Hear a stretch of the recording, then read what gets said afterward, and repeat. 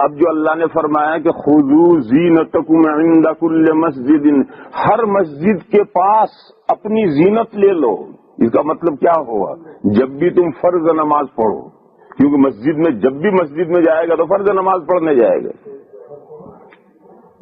تو اب مطلب آیت پاک کا یہ ہوا کہ تم جب بھی فرض نماز پڑھو، چاہے مسجد میں پڑھو، گھر میں پڑھو، کسی بھی جگہ پڑھو، تو جب تمہیں فرض نماز پڑھنی ہو تو فرض نماز پڑھنے سے پہلے زینت لے لو، زیبائش لے لو، بیوٹی، جس کو آپ بیوٹی کہتے ہیں، بیوٹی لے لو،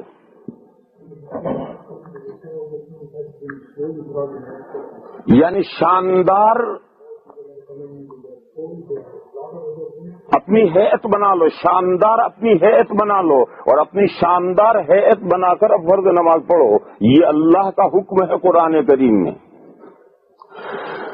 شاندار حیت بنانے میں ایک تو پاکی کا مسئلہ ہے، اگر غسل واجب ہے تو غسل کرنا، اور وضو نہیں ہے تو وضو کرنا، یہ بھی زینت کے اندر ہے، یہ بھی زینت میں داخل ہے۔ ناپاک ہے تو غسل کرنا، اور غسل تو ہے لیکن بے وضو ہے تو وضو کر لینا، یہ بھی اس زینت میں ہے۔ پھر جسم سے باہر سر سے پیر تک جو کپڑے ہیں اس میں پہلی چیز طہارت، بدن پاک ہو، یعنی بدن کے ظاہر پر کہیں کوئی ناپاکی نہ ہو، کپڑے پاک ہوں، کپڑوں پر کوئی ناپاکی نہ ہو، یہ بھی زینت میں ہے۔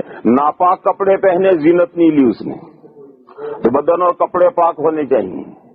پھر سر سے پیر تک اس کا لباس ایسا ہونا چاہیے جو بہترین پسندیدہ لباس قرار دیا جاتا ہو۔ یہ جو جملہ ہے بہترین پسندیدہ لباس قرار دیا جاتا ہو، یہاں لوگوں کو ایک دھوکہ ہوتا ہے۔ لوگ یہ کہتے ہیں کہ آج کا فیشن تو یہ ہے کہ بغیر سر کے پھرو، آج کا فیشن تو یہ ہے کہ بغیر سر کے پھرو، اور ننگے سر رہنا یہ کوئی برا لباس نہیں سمجھا جاتا ہے، تو اچھا لباس سمجھا جاتا ہے۔ لہذا اگر ہم کھلے سر نماز پڑھتے ہیں تو ہم تو بہترین ڈریس میں پڑھ رہے ہیں۔ یہ جو ایک خیال ہے بعض بھائیوں کا، یہ ان کے ذہن میں ایک ان کو دھوکہ ہوا ہے۔ بہترین لباس کس کا؟ کون سا لباس؟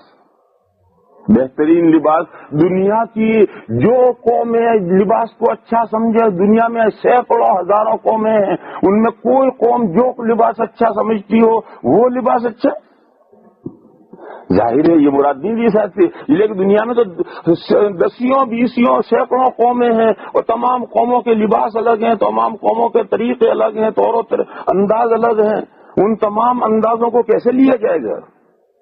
آپ مثال لیجئے عورت، یہ حکم جو خذوا زینتکم عند کل مسجد ہے، یہ صرف مردوں کے لیے نہیں، عورتوں کے لیے بھی ہے، یہ عورتوں کے لیے بھی ہے۔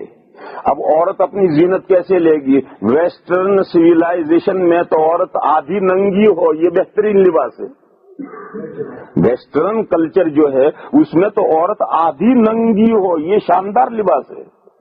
تو کیا اس شاندار لباس میں ایک مسلمان عورت نماز پڑھے گی تو نماز ہو جائے گی؟ نہیں ہوگی نماز۔ کیوں نہیں ہوگی؟ کہ یہ جو زینت ہے تو ویسٹرن سویلائزیشن میں کلچر میں زینت ہے، اور اللہ نے جو ارشاد فرمایا ہوتا ہے اسلامی کلچر میں جو شاندار زینت ہے وہ لینی ہے۔ تو جیسا عورتوں کے لیے یہ ہے کہ مغربی تہذیب میں عورتوں کے لیے جو بہترین ڈریس سمجھا جاتا ہے اس ڈریس میں نماز نہیں ہوگی، کیونکہ بہترین ڈریس جو عورت کے لیے ہے وہ اسلامی تہذیب میں جو بہترین ڈریس ہے اس ڈریس میں اس کو نماز پڑھنی ہے۔ یہی حکم مردوں کے لیے ہے کہ بغیر ٹوپی کے کھلے سر گھومنا بے شک بہترین سمجھا جاتا ہے، لیکن کون سے کلچر میں؟ مغربی کلچر میں اچھا سمجھا جاتا ہے، تو مغربی کلچر کو قرآن کریم میں مراد لوگے؟ قرآن کریم میں تو اسلامی تہذیب اور اسلامی کلچر کو مراد لیا جائے گا۔